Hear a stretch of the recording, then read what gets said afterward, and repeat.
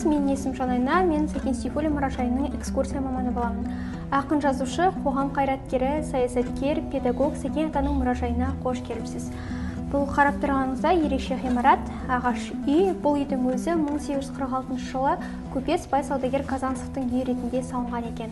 Сол жылдары бай мен кедейді теңдестіру мақсатында осы үй әкімшілікке қайтарылған. Ал мұражай ретінде 1988 жылы 21 қаңтарда Целиноград қаласы тұсында Нұрсұлтан Әбішұлы Назарбаевтың қол қоюымен осы мекемені Сәкен Сейфуллин атындағы мұражай ретінде ашқан екен.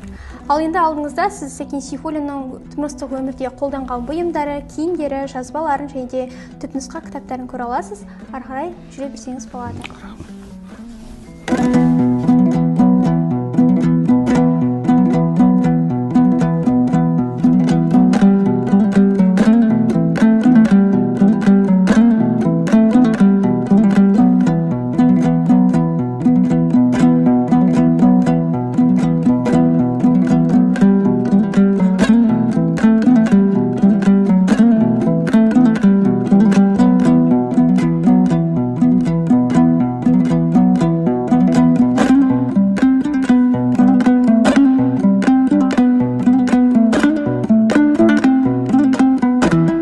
Енді намыс жайына келетін болсақ, қазақтың әрбір тұлғасы, әрқайсысы өз алдына бір-бір төбе.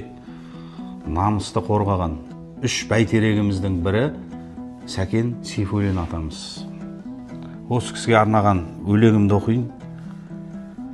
Ұлың болған Сәкен деген сымбатты, ақылды да парасатты қымбатты, қайсарлығы қиып түсер қайғыны, жабырқаған жақын ұстар жайлыны, көк туымды желбіреткен себебім, ту қайтарған азаматқа құрметім, аңқау елдің амандығы бір шеті, тұтас елдің тұтастығы бір шеті, арыстарым асқақтаса деп едім, тірі кезде тірнектесем деп едім, ел тағдыры ол бір үлкен кемедей, ата салты балақ өтсе деп едім.